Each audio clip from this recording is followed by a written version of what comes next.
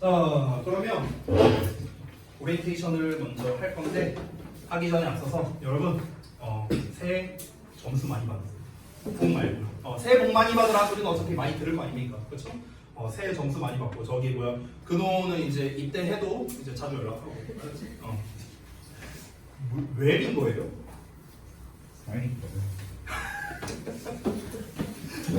요즘에는 사실 저렇게 빡빡 이렇게 미는 경우가 그렇게 흔치 않은데 이제 저 때는 흔했지만 요즘에는 흔치 않아요. 네네네. 뭐 유지해도 나쁘지 않을 것 같습니다. 네네네. 저기 고3에 저기 승우라고 있는데 그 친구도 이제 그 빡빡머리로 이제 유지하고 있거든요. 편하다고. 아무튼. 자, 뭐 OT를 할 건데 뭐 뻔한 얘기들을 한 겁니다. 제가 이제 전에 했던 내용이기도 하고요. 근데 뻔한 내용인데 뻔한 내용이니까 더 자주 까먹기 마련이거든요. 그래서 한번 좀 해보도록 하겠습니다. 일단 하기 전에 앞서서 이제 좀 여러분께 좀 드리고 싶은 말씀이 일단 저랑 이제 내신 대비는 실컷 해봤지만 여기 앉아 계신 분 중에서 저랑 정규 수업을 해본 사람은 사실 거의 없거든요. 성빈이 정도? 현서 예전에 했었나? 쌤이랑 정규 수업 중학교 때 했었나? 아무튼 네. 그러니까 저랑 정규 수업을 이렇게 해본 적은 이제 거의 없으니까 좀 이제 참고사항을 몇 가지 말씀드릴게요.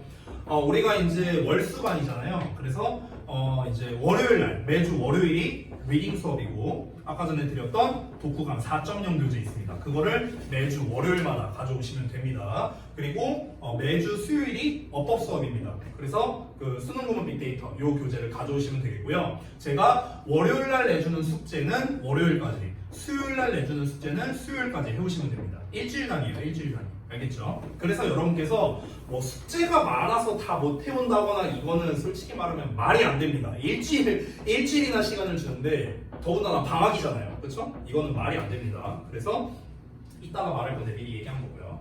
자, 그러면요 뻔한 얘기 좀 하겠습니다. 자, 숙제 잘 해와라 이겁니다.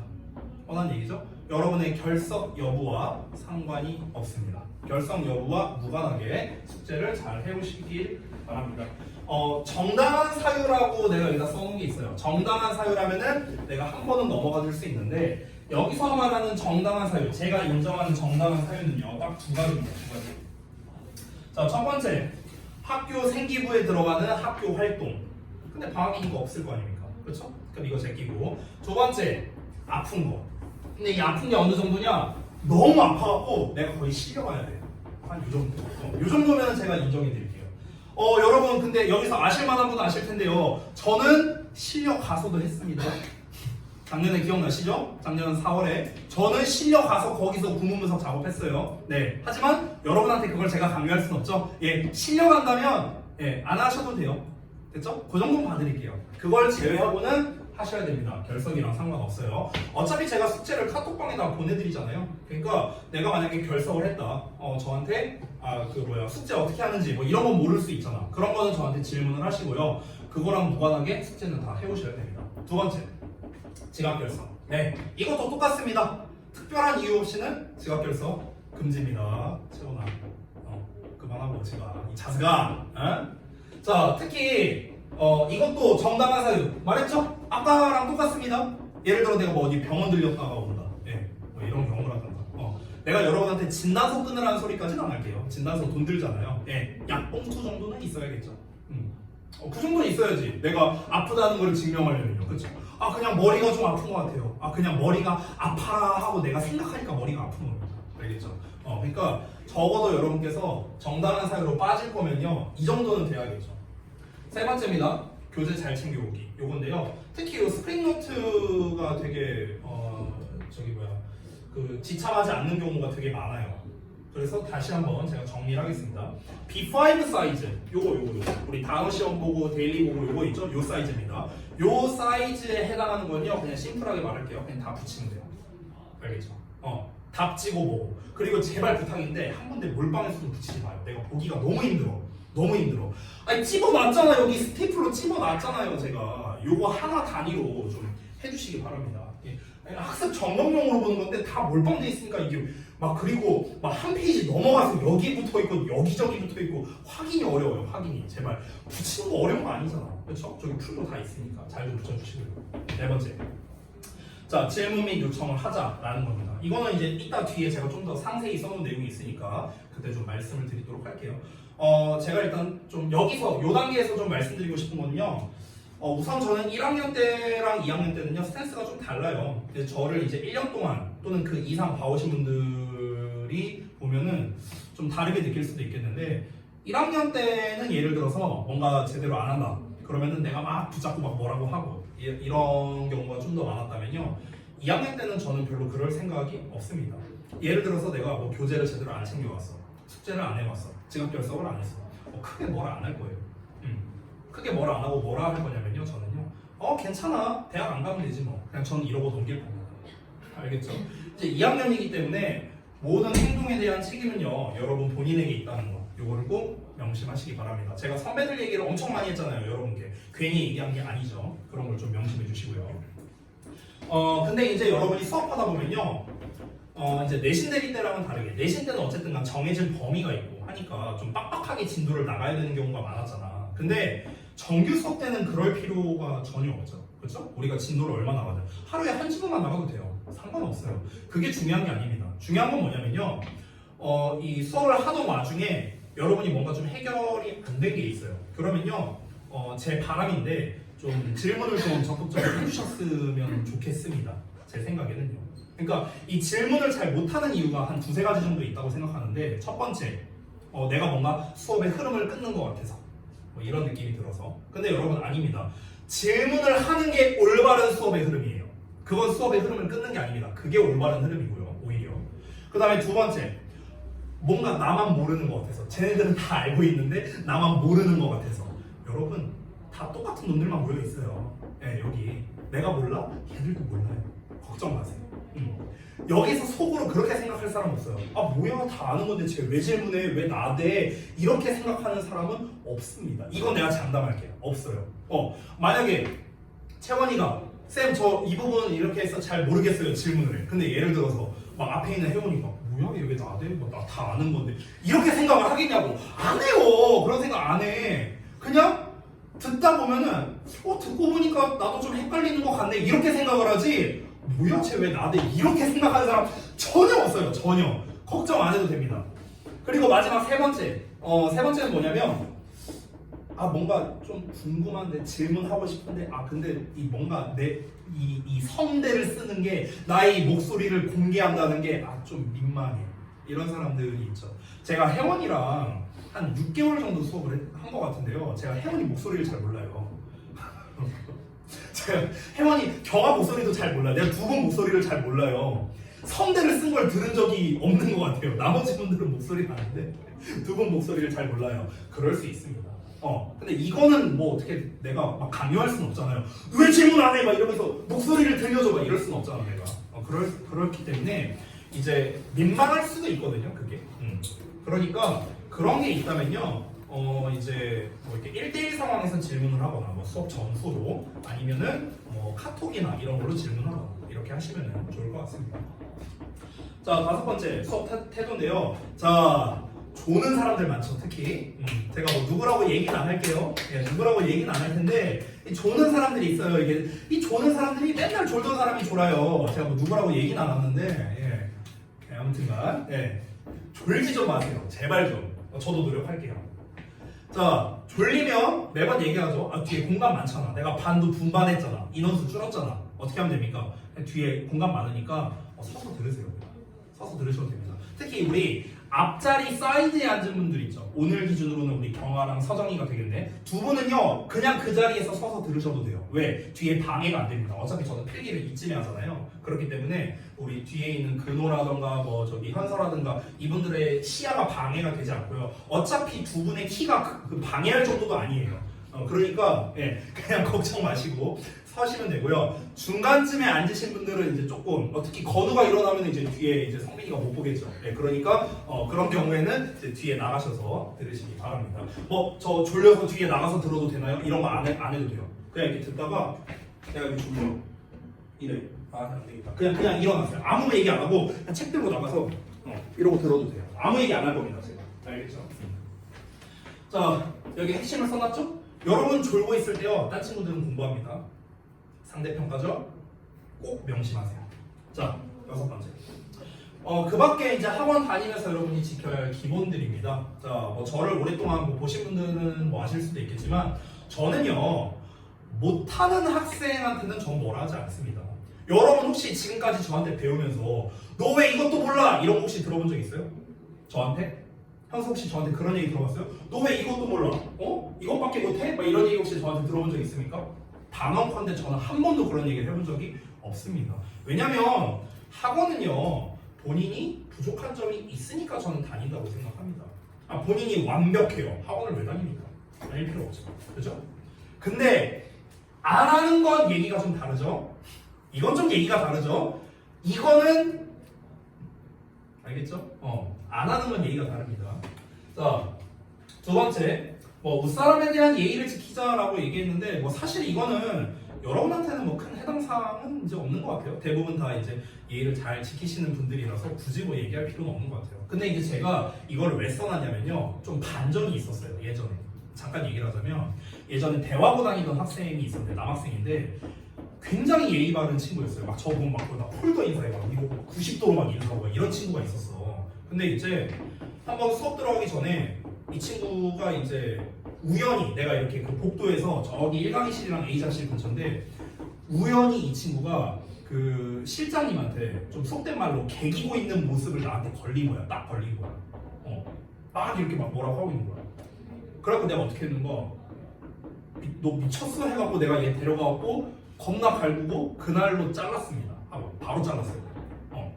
그러니까 근데 이제 그 친구는 이제 나한테는 그런 게 내가 무서우니까 그러겠죠. 내가 무서우니까 막 굉장히 예 선생님 네 알겠습니다. 막 거의 뭐 군대인 줄 알았어요. 단아빠로 막 대답하고 막 90도로 인사하고 막 이랬었는데 근데 AT나 실장님들이 이제 여자분이셔서 그런 건지 뭔지 내가 잘은 모르겠지만 좀 그런 모습이 보여갖고 제가 그냥 바로 가차없이 내보냈거든요. 그러니까 혹시나 해갖고 이제 이건 써놓은 겁니다. 근데 내가 봤을 때 여러분 중에서 그럴 만한 부분은 잘 보이진 않았어요.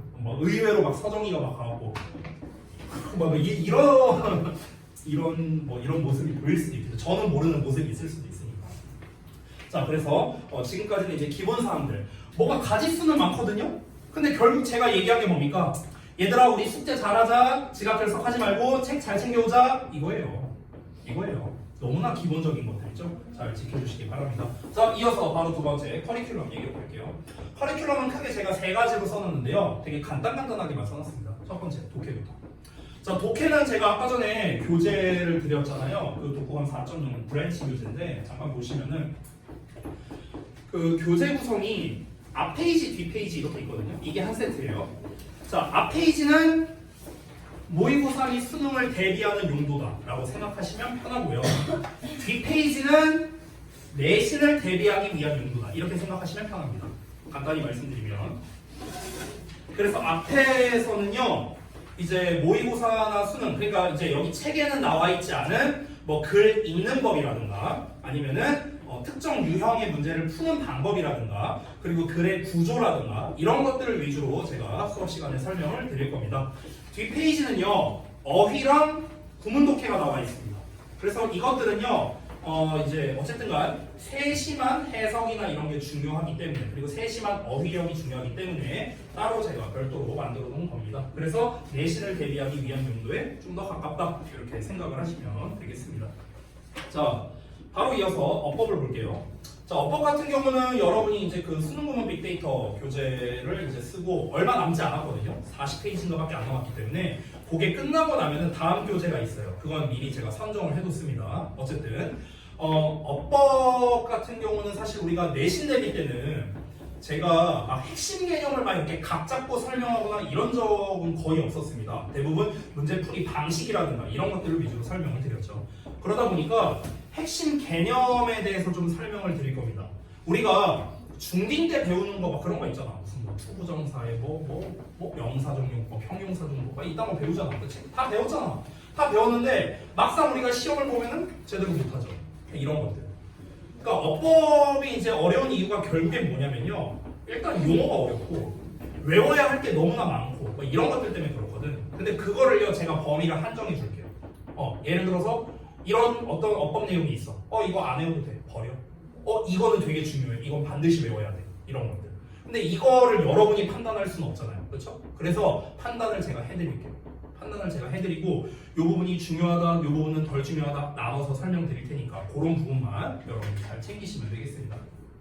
그리고 우리가 어법을 하는 이유가요, 꼭 어법 문제만을 잘 맞추기 위해서는 아닙니다. 제가 아까 전에 그 데일리 테스트지 줬었죠, 그렇죠?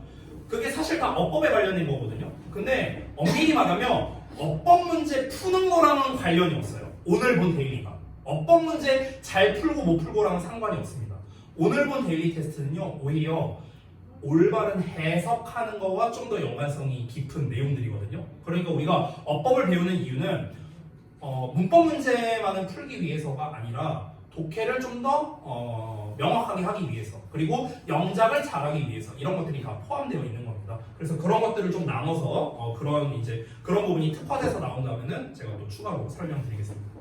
그리고 죄송해요, 내가 지금 여기 그 혀에 뭐가 나갔고 내가 지금 자꾸 이 혀 짧은 소리가 의도치 않게 조금 나거든요. 귀여운 척하는 거 아니니까 저 자식이 갑자기 컨셉을 바꿨나 뭐 이런 거 아닙니다. 내 지금 혀가 아파서 그래요. 미안해. 자, 그다음에 세 번째입니다. 약점 클리닉인데 이건 뭐냐면요, 다다음 주 월요일이 1월 15일입니다. 그때부터 실시를 할 예정이고요. 우리 이제 학원을 좀 오래 다니신 분들은 이제 아마 해본 기억이 있기 때문에 대충은 알 겁니다. 그래서 개별마다 제가 좀 다르게 진행을 할 건데요. 일단 어떻게 할 거냐면은 이번 주 토요일 날에 제가 이제 팀장들을 좀 소집해서 이 클리닉에 대한 이제 논의를 좀 할 겁니다. 그래서 클리닉을 이제 어떤 거를 이제 얼마만큼을 만들 건가, 교재 작업을 어떻게 할 건가, 이런 거를 이제 좀 얘기를 할 거예요. 지난 여름 방학 때 기준으로는 아마 한 3-4개 정도 있었는데 어휘 클리닉, 그 다음에 독해 클리닉, 그 다음에 영작 클리닉, 요 3개였나? 요 3개였던 것 같아요. 이렇게 3개 정도 있었거든요. 그래서 내가 판단했을 때 얘는 요 클리닉을 하는 게 좋겠다 해갖고 내가 임의로 이제 선정을 했었어요. 지난번에는. 근데 이제 만약에 제가 그렇게 임의로 선정을 했는데 나는 이번에 겨울방학 때 좀 열심히 하고 싶다. 그래서 나는 클리닉을 2개 하고 싶다. 그러면 2개 하셔도 되고요. 아니면은 나는 선생님이 어휘 클리닉으로 지정을 해주셨는데 나는 이번에는 영작에 조금 더 힘을 쏟고 싶다. 뭐 그런 생각이 든다면 저한테 말씀해 주시면 됩니다. 그거 뭐 교체하는 거 어려운 일이 아니니까요. 됐죠? 그리고 한 가지 질문하고 싶은 게 있는데 혹시 이 중에서 이번 그 영작 그 겨울방학 특강 신청하신 분이 있습니까? 없습니까? 우리 반에 없습니까? 오케이, 알겠습니다. 자, 그 다음에 이제 전달하고 싶은 말 2가지로 정리했습니다. 자, 첫 번째, 제가 1학기 끝나고였나? 그때쯤에 한번 얘기를 했던 것 같은데요. 제가 기본 스펙이라고 표현하는 것이 있어요. 기본 스펙. 이 기본 스펙이 뭐냐면요. 예를 들면 내 기본 스펙이 요 점수야. 50에서 70이야. 그러면 내신 때 아무리 열심히 해도 요 점수에서 벗어날 수 없습니다. 없어요. 우리가 내신 대비 한 달 동안 정말 열심히 하는 이유는 뭐냐면요, 내 기본 스펙 범위에서 최대치를 받기 위해서이지 이 최대치를 뛰어넘기 위해서가 아닙니다. 내가 내신 때 정말 열심히 한다. 그럼 나는 70점 받을 수 있는 거고요. 내가 내신 때 좀 개판 쳤다. 그럼 50점 받는 겁니다. 됐어요? 이 이상으로, 이 이하로 가지 않는다는 거예요. 저는 이거를 기본 스펙이라고 표현을 합니다. 여러분이 한번 생각을 해보세요. 여러분이 만약에 기본 스펙이 이래요. 근데 내 기본 스펙이 이래. 만약에 이게 내 기본 스펙이라고 쳐볼게. 그러면은 너네가 내신 대비 때 영어만 올인해서 공부를 해도 여러분은 70점이고요. 나는 공부 아예 안 하고 탱자탱자 놀아도 저는 95점이 나온다는 거예요. 됐어요? 내신 대비 때 열심히 해갖고 내가 드라마틱한 성과가 나오느냐, 그게 아니라고요. 내가 다시 한번 말하잖아. 알겠죠?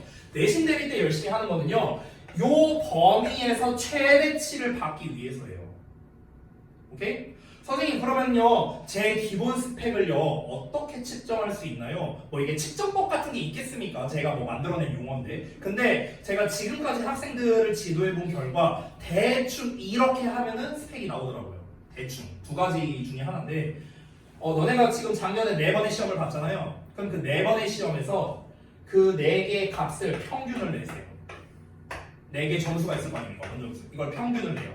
평균이 만약에 70이라고 쳐볼게요. 그러면은 여기에서 플러스 마이너스 10점 하면 됩니다. 됐어? 이게 보통은 자기의 기본 스펙인 경우가 많았어요. 지금까지 해본 결과. 됐어? 그러니까 요 범위에서 올라갈 수도 있고 떨어질 수도 있는데 그거는 굉장히 극히 일부분이었습니다. 거의 없었고요. 대부분은 자기의 평균 점수에서 플러스 마이너스 10점 한 개 대체적으로 기본 스펙인 경우가 많았습니다. 물론 시험 난이도나 이런 거에 따라 달라질 수는 있어요. 근데 대체적으로 그랬다고. 대체적으로. 알겠죠?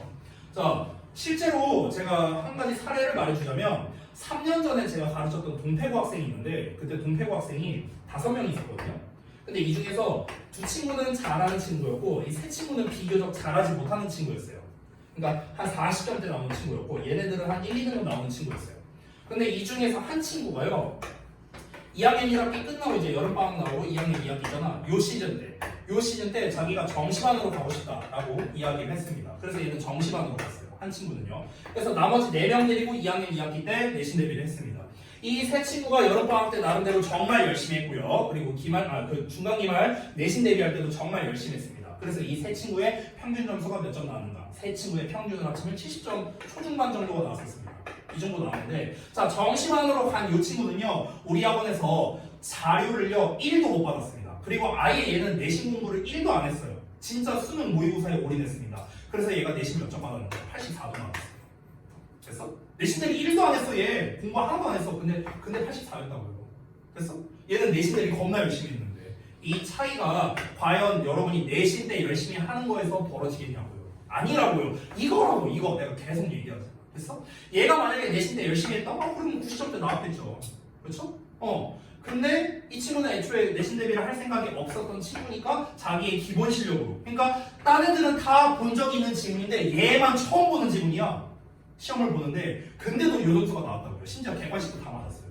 됐어? 그러니까 다시 한번 말합니다. 여러분 점수를 올리고 싶다. 2학년 때 그러면 다음에는 나 진짜 내신 대비 열심히 할 거야. 내신 공부 열심히 할 거야. 저한테 이렇게 말한 사람도 있었죠. 쌤, 저 다음에는 진짜 열심히 할 거예요. 이렇게 얘기하는 사람들이 많았죠. 네, 틀렸습니다. 지금부터예요. 다음부터가 아니에요. 왜? 다음 내신 때 열심히 하고 또 어차피 요 점수예요. 결국에는 지금 받는 점수에서 크게 달라지지 않습니다. 자, 2학년 때는요 시험 범위가 각 과목별로 많아지고 그리고 공부할 과목 수도 늘어나죠. 그렇죠? 선택 과목이 있으니까 이게 뭘 의미하겠습니까? 공부할 시간이 줄어든다는 겁니다. 한 과목 따졌을 때요. 근데 특히나 여기에서 우리 주역고 같은 경우는요 과학 중점 학교다 보니까 이과 지향형 학교잖아요. 그렇죠? 그러다 보니까 더더욱 영어에 쏟을 시간이 줄어들 수밖에 없어요. 왜냐면은 특히 과중반 신청하신 분들도 많잖아요. 그러다 보니까 물화생지 이번 방학 때 또 이제 선행해야 되는 경우도 있을 거고 그리고 수학 같은 경우도 뭐 주 5일 특강이니 뭐니 이렇게 하시는 분들도 분명히 있을 겁니다. 그러니까 상대적으로 영어 같은 경우는요 공부할 시간이 줄어들 수밖에 없어요. 그럼 여러분 생각해봐. 양은 많아져. 근데 시간은 없어요. 근데 성적은 올려야 돼. 이게 말이 돼요? 이게 말이 돼? 야, 양은 많아지고 양이 많아지고 당연히 난이도 올라갈 거 아니야. 이건 당연한 거잖아. 그렇잖아. 양도 많고 난이도도 올라가고 근데 공부는 더 적게. 근데 성적은 올려야 돼. 말이 되냐고. 물리적으로 원래 말이 안 되잖아. 그렇잖아. 근데 이 물리적으로 말이 안 되는 걸 고민하는 게 저예요. 그건 제가 고민하는 거예요. 오케이? 그러면 결국에 우리 입장에서 이걸 가능하게 하려면 이런 상황인데 이걸 가능하게 하려면은 어떻게 해야 될까요? 답은 제가 일단 내린 답은 하나밖에 없어요. 효율성. 일단 제가 내린 답은 이거였어요. 방금 전에 써놨던 내용이죠. 그렇죠? 결국에는 선택과 집중을 할 줄 알아야 된다는 겁니다. 그러니까 내가 이 부분은 좀 깊이 있게 공부를 해야겠다. 여기는 크게 중요하지 않으니까 버리자. 과감하게. 그래서 선택과 집중을 할 줄 알아야 돼. 근데 여러분이 그 선택과 집중을 할 수는 없죠. 여러분 입장에서 모르잖아. 곡성에서 나온 거 마냥 무엇이 중원디 모르잖아. 여러분은. 그렇죠? 그러니까 그 판단은 제가 해주겠다고요. 그 판단은 이게 중요하다. 이건 덜 중요하다. 안 중요하다. 이건 내가 판단하겠다고. 그러니까 내 판단을 믿고 여러분은 그냥 하시면 돼요. 알겠죠? 자, 그리고 여러분 오해하지 마세요. 제가 말하는 열심히는요 시간으로 때우라는 소리가 아닙니다. 야, 너네 진짜 이번 방학 때 열심히 해야 돼. 방학 때 열심히 하라는 말을 내가 정말 많이 했잖아요. 이 열심히가 시간 몰빵해라 이게 아니에요. 이게 아니고요. 대충 하지 말라는 거예요. 대충 하지 말라고요. 너네가 숙제를 하든 아니면 수업 시간에 내가 수업을 하든 뭔가 할 때 너네가 각자가 느끼고 있는 어떤 부족함이라든가 궁금증이라든가 이런 것들이 있을 거 아닙니까? 이거를 정말 제대로 해결하자라는 마음가짐으로 니네가 해야지 그냥 이렇게 맹 졸고 있다가 이러고 있다가 선생님이 뭘 써? 뭔지도 몰라. 그냥 쓰기만 하는 거야. 그건 그냥 받아쓰기죠. 내 아들내미도 하겠다. 그건. 뭔가 내가 사고를 하고 생각하고 아 이러니까 이렇구나 저러니까 저렇구나를 내가 이제 생각해서 연결할 수 있어야 되는데 그게 전혀 없는 거야. 그냥 말 그대로 무지성이야 무지성. 생각이 없는 상태로 그냥 이러고 있는 거야. 그냥 문제 풀고 이렇게 하고 있는 거야. 이건 열심히가 아니에요. 아무리 시간 투자를 많이 해도 그거는 의미가 없다라는 겁니다. 생각을 하면서 여러분이 공부를 하셔야 된다는 거예요. 내가 이런 이야기를 할 때 이제 그런 분들이 있어요. 그러니까 내가 말하는 열심히가 바로 이겁니다. 이런 이야기를 할 때 잘 이제 집중해서 듣는 분이 있고요. 그 책에다가 그림 그리는 분들이 있어요. 막 별 그림 다 그려요. 그림이랄 것도 없어. 이렇게 만약에 표지가 이렇게 있잖아. 그냥 색칠하는 거야. 아무 의미 없이 막 이게 색칠하고 막 여기 다이아몬드 만들고 별 만들고 뭐 다 합니다. 그렇지 채원아 자스가 막 이런 사람들이 있어요. 딱히 저격한 건 아닙니다. 다 나머지도 마찬가지야. 책 펴보지? 막 무슨 여기 캐릭터 그려져 있고 뭐 그림 그려져 있고 아주 그냥 여기가 이게 독해책인지 무슨 저기 도화지인지는 모르겠어요. 그러니까 제가 말하는 열심히는 이거예요. 시간 몸빵 이게 아니라고요. 시간 몸빵 아니라고. 시간 투자만 열심히 한다면 성적이 나오냐? 아니에요, 여러분. 무슨 쌍팔년대 그 공부하던 방식도 아니고요. 지금은 그런 시대가 아닙니다. 똑똑하게 공부를 할 줄 알아야 된다는 거. 요거를 꼭 명심하세요. 두 번째. 자, 이것도 이제 전에 한번 얘기했던 건데요. 저를 좀 잘 활용해 주시기 바랍니다. 질문도 좋고요. 요청도 좋고요. 언제나 저를 적극적으로 활용을 해주세요. 제가 이거를 여러분께 전에 내신 대비 때가 한번 얘기한 적이 있었던 건데요. 제가 이제 약간 이게 좀 약간 자만일 수도 있는데 제가 이제 자부심으로서 말씀드릴 수 있는 건 뭐냐면 여기 일산 지역에서 후곡 지역에서요 제가 이렇게 저렇게 공부해라라는 학습법이나 그리고 여러분을 좀 열심히 공부하게 해주는 동기부여적인 측면이나 입시에 관련된 거나 아니면은 정말 양질의 주역고 내신 대비를 한다거나 이거를 각각 해줄 수 있는 분은 분명히 있습니다. 차고 넘쳐요. 근데 저는 자신하건데 이 네 개를 한 사람이 동시에 해줄 수 있는 거는 일단 전 못 봤습니다. 일단 이 동네에서 저는 못 봤습니다. 어떻게 못 봤냐고요? 그 제가 얘기한 적이 있었을 텐데 제가 활동하는 오픈 채팅방이 있거든요. 영어 강사들이 있는. 근데 거기에 요 근방에서 근무하시는 분들이 굉장히 많습니다.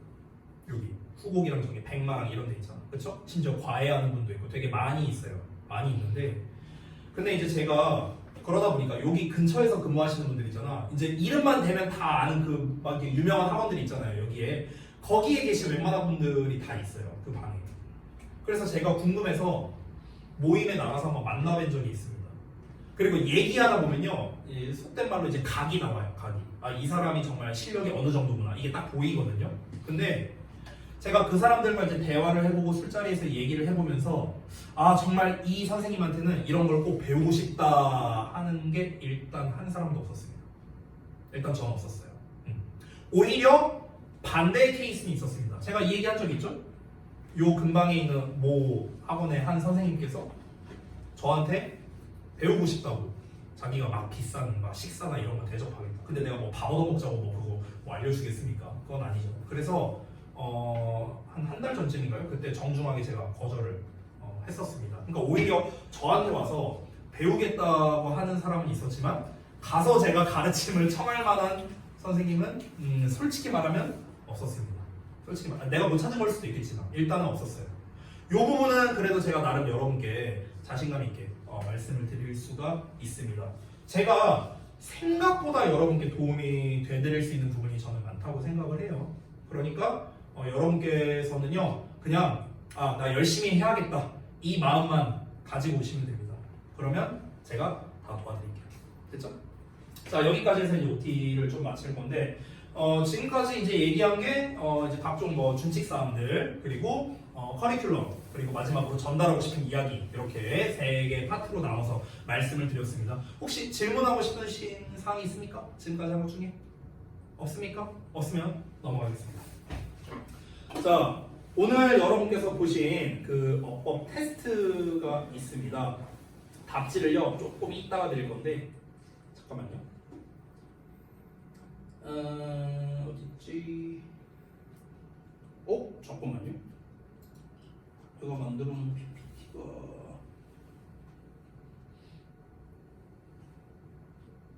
여기 있구나. 자, 요거를 좀 보여드리도록 하겠습니다. 잠깐만요. 뭐야?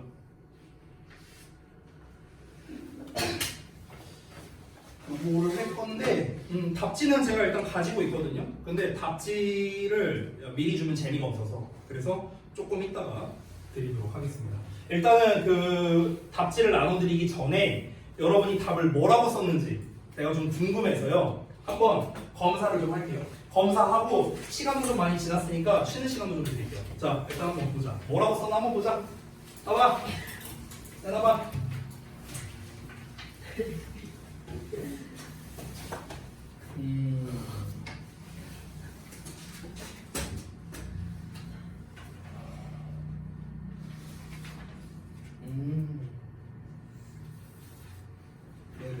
그래도 뭐 생각보다 잘 썼네. 네, 이 정도면 뭐 제가 예상한 대로 잘 썼습니다.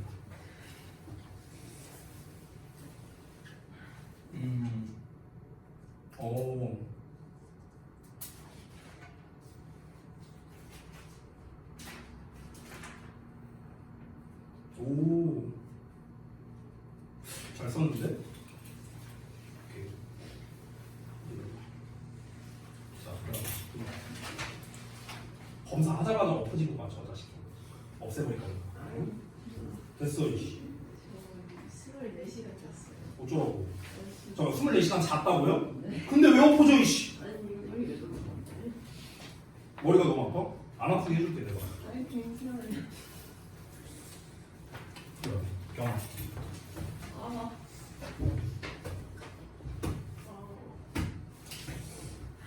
뭔가 되게 달콤한 냄새 같은 게 나네. 요 근방에서. 핸드크림. 핸드크림이야? 무슨 뭐시기 핸드크림이야? 딸기요. 딸기야? 나도 저기 전자담배 냄새인 줄 알았잖아.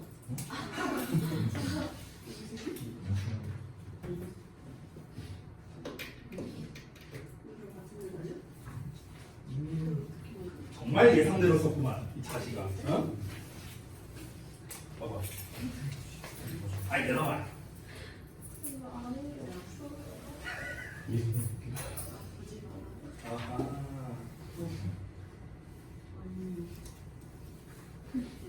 네네네. 오케이. 자 보자.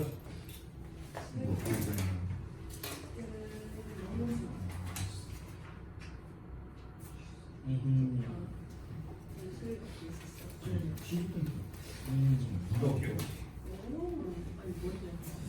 자.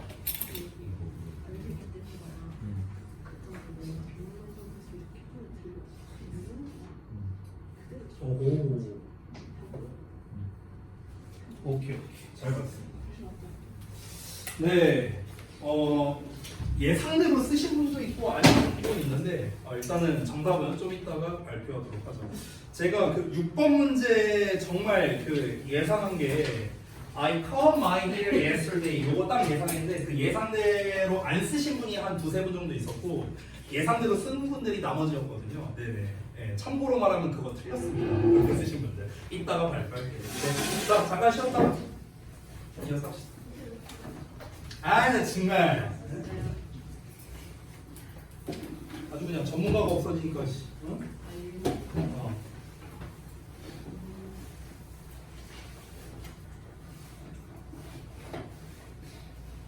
근데 어려운 단어 또 있네.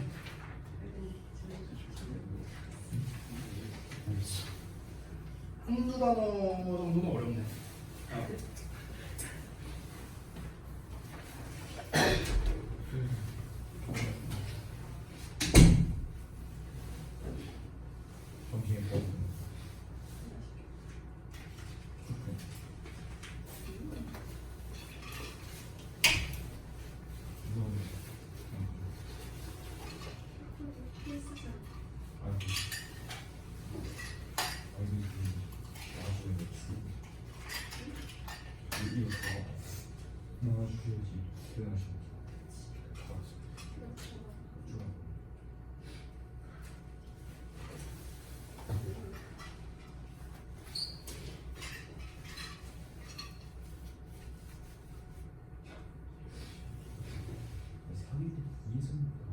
선생님이 전화를 넣었네.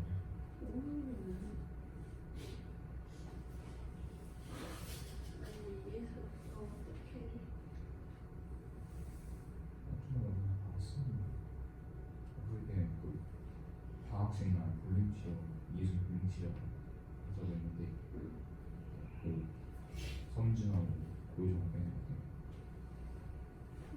이혜선이 불러주셨는데 이해서 만나려 했는데 뭐였어? 만나는 말이 잘못된 적이 있는데 응? 성진이랑 걔 잘못 알고 있는 거야. 옛날에 둘이 그때 불릴 때문에 내가 쳐가지고 뭐고? 그거 아니야? 너? 사람이 이렇게 튀어나와 있나? 모를 수 있는데. 내 생각을 못 찾겠다. 무슨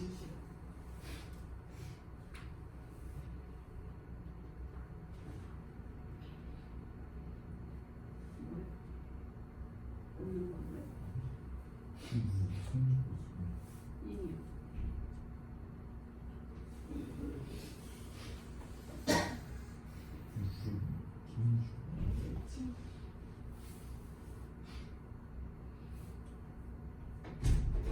끝.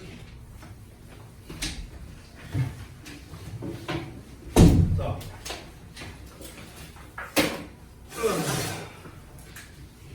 사실 요 PPT는요, 제가 전에 정규 수업할 때 한번 만들어놨던 그 내용이라서 이미 보셨었던 분들도 아마 있을 수 있는데 대부분은 못 보셨을 테니까 한번 보도록 하겠습니다. 일단 저는요, 이제 각 잡고 이렇게 어법을 수업을 할 때는요, 좀 전형적인 어법 수업이라고 해야 되나? 이거를 그렇게 좋아하진 않아요, 저는. 그러니까 전형적인 어법 수업이 뭐냐면요, 예전 이제 제가 어렸을 때 배우던 그 일종의 성문 영어 뭐 이런 스타일 있잖아. 저는 그거를 별로 선호하지 않습니다. 왜냐면 외울 게 너무 많아요. 너무 많고 용어도 너무 어렵고 이런 것들이 이제 좀 많아서. 근데 그 열심히 외운 것들이 실전에서는 사실 써먹을 수 있을 만한 게 그렇게 많지가 않거든요. 그래서 좀 실전에서 써먹을 수 있을 만한 뭐 그런 것들, 그리고 약간 흥미거리 이런 것들 위주로 한번 좀 준비를 해봤습니다. 자, 일단 어법 학습의 목적을 먼저 말씀드릴게요. 문법이 아니고요, 어법을 배우는 거예요. 저희는요. 문법은 뭐고 어법은 뭐냐면, 그러니까 문법이라는 거는 이제 말 그대로 쉽게 말하면요, 얘는 암기사항이라고 생각하면 되거든요. 암기사항. 얘는 암기가 아니에요. 문법과 해석 및 구문을 활용해서 문제를 푸는 게 어법이라고 생각을 하시면 되겠습니다. 그러니까 어법 문제를 잘 풀기 위해서 우리가 어법을 배우는 것만은 아닙니다. 아까도 얘기했지만 해석이나 영작을 잘하기 위한 도구로서 우리가 진정한 의미의 어법을 배워야 된다. 이게 바로 주된 어법 학습의 목적이다라고 생각하면 됩니다. 당연히 제가 어법 문제를 잘 푸는 법도 알려드릴 건데요. 보통 이제 주역보 기준으로는요, 2학년 때 어법 문제 범위는 빈도는 비슷합니다. 두세 문제 정도 나옵니다. 지금과 비슷해요. 난이도도 막 크게 이렇게 어려워지진 않습니다. 어법 난이도가 어려워봤자예요. 지금 1학년과 비슷합니다. 자, 그러면 이제 앞으로 우리가 이제 어법을 배울 때는요, 좀 최대한 이해를 기반으로 학습을 좀 하자고요. 저는 학습 과정이라는 거는요, 이렇게 생각합니다. 그러니까 학습의 종류와 상관없이, 그러니까 너네가 수학을 배우든 국어를 배우든, 아니 더 나아가서 하물며 컴퓨터 게임을 배운다 하더라도 어떤 학습이든 간에 저는 다 똑같다고 생각하는데, 일단은 이해가 돼야 되고요. 그리고 그 이해했으면 암기를 해야 되고요. 이거를 반복을 통한 체화가 돼야 된다고 생각합니다. 저는요. 저는 학습 과정이 이렇다고 생각합니다. 예를 들어 볼게요. 예를 들어서 우리 아들내미가 그 작년에 그 학교에서 타자 연습을 시켰대요. 컴퓨터 타자 연습. 그러니까 이제 제가 또 한 타자 하지 않습니까? 그래서 이제 타자 하는 법을 알려주죠. 제가 아들한테. 근데 어떻게 알려주느냐? 처음에는 유단계예요. 이해 단계는 뭐냐면 어떤 걸 누르면 어떻게 나와. 이걸 뭐 예를 들어 Shift를 누르면 뭐가 돼. 컨트롤을 누르고 하면 뭐가 돼. 이건 뭡니까? 이해의 과정입니다. 맞죠? 그러니까 지식 전달이에요. 지식 전달. 자, 그럼 이제 지식 전달을 했어. 그러면 이제 뭐 해야 됩니까? 외워야 됩니다. 어떻게? 학습자는 외워야죠. 아, Shift를 누르고 하면은 뭐가 나오더라? 외워야죠. 컨트롤을 누르면 뭐가 되더라? 외워야죠. 됐어? 암기가 됐습니다. 자, 근데 니네가 보통 학습을 할 때 잘 안 되는 이유가 뭐냐? 여기서 끝나기 때문입니다. 아니, 심지어 여기서 안 끝나고요. 여기서 끝나는 친구들도 많아요. 여기서. 이해해서 끝나는 건 뭡니까? 아, 그냥 수업만 들은 거예요. 수업만. 내가 앞에서 수업을 할 때는 그렇구나. 그렇구나. 그럼 내가 수업 시간에 이해됐어? 네, 이해는 됐지. 이해는 됐지. 뭐가 안 돼? 이게 안 돼서 그렇지. 이게 안 돼서 그런 거지. 이해는 다 됐다고. 이해. 자, 어쨌든 암기를 해. 그럼 이 암기를 해갖고 내가 이제 암기까지 끝났어. 그럼 난 타자 마스터가 되나? 말이 안 되죠. 그렇죠? 그럼 어떻게 해야 됩니까? 타자가 빨라지려면요. 연습을 해야 됩니다. 연습을 어떻게 해야 돼요? 계속 해야죠. 반복적으로. 반복해야 돼요. 됐어? 그럼 반복적으로 하다 보면 뭐가 되는 줄 압니까? 체화가 됩니다. 온전히 내 것이 되는 거예요. 제가 한번 그런 적이 있대요. 3주 전쯤이었던 것 같아요. 우리 한창 이제 내신 대비 막바지 그쯤이었는데 제가 이제 그 여러분 막 파이널 테스트 막 제작하고 막 이제 이랬던 시기였던 것 같아요. 한 달 전쯤이었나? 아무튼. 근데 이제 그때 너무 빡세니까 제가 막 거의 잠도 못 자고 막 작업을 했거든요. 그 파이널 테스트나 막 이런 거 만드는데. 그러니까 한 번은 그랬대. 한 2시간인가 잔 날이 있었어. 정확히 기억 안 나는데. 근데 이제 와이프가 아침에 날 깨우는 거야. 일어나 하는 거야. 근데 이제 내가 잠꼬대를 했대요. 그러니까 내가 이제 나는 모르지. 기억이 안 나지. 근데 이제 와이프 말로는 뭐라고 했냐면 뭐라고 했더라? 무슨 뭐 거기에서 뭐 관계대명사가 어쩌고저쩌고 막 이렇게 내가 얘기를 했는데 와이프한테 거기는 이제 관계대명사니까 막 이렇게 얘기를 했는데 내가 잠결에 갖고 와이프가 뭐라는 거야 얘 막 이러면서 이제 팍 때리니까 이제 일어났죠 내가. 아무튼 이제 그런 적이 있었는데 그러니까 그게 뭐냐면요 진짜 소위 말해서 자다가 일어나도 바로 얘기가 나올 정도? 정신이 막 비몽사몽할 때 그럴 때조차도 바로 나올 정도로 저는 영어를 많이 봤잖아요. 그렇죠? 그러니까 저는 완전히 체화가 된 거죠. 완전히. 그러니까 여러분 대부분 어떤 학습이든지 간에 여러분이 이제 학습에서 뭔가 미진한 이유는요. 2단계로 못 갔기 때문에 그런 거예요. 2단계로 못 갔기 때문에. 반복이 많이 되면은요. 얘는 자연스럽게 체득이 됩니다. 여러분이 이해만 한다고 해서 체화가 되는 게 아니에요. 이건 당연히 말이 안 됩니다. 그렇죠? 어떤 학습이든지 마찬가지야. 그래서 저는요 여러분께 어떻게 내가 도와드려야 되냐면요 예전에는 강사들이 하는 역할이 뭐였냐면 여기까지였습니다. 여기까지. 그러니까 양질의 설명을 해서 학생들을 잘 이해시키자. 암기는 니네가 알아서. 이게 이제 보통 전통적인 강사의 역할이었다면 그럼 일단은 제가 해야 되는 역할은 뭡니까? 잘 외우는 법도 알려줘야 되고요. 외우고 있는지 아닌지 점검도 해야 되고 얘가 이걸 반복을 하고 있는가도 확인을 해야 되고 얘가 완벽히 이게 체화가 됐는가도 점검을 해야 되고 그러니까 이 세 가지는 뭐냐면요 전부 다 코칭의 영역이야. 코칭의 영역. 여기는 티칭의 영역이고요. 됐어? 그래서 제가 해야 되는 역할이 여기가 되는 거죠. 만약에 본인들이 스스로 요 과정이 된다면요 이게 이 세 단계가 된다면요 그러면 내가 진짜 솔직히 말할게요. 그러면 인강 듣는 게 나아요. 그러면 인강 듣는 게 나아.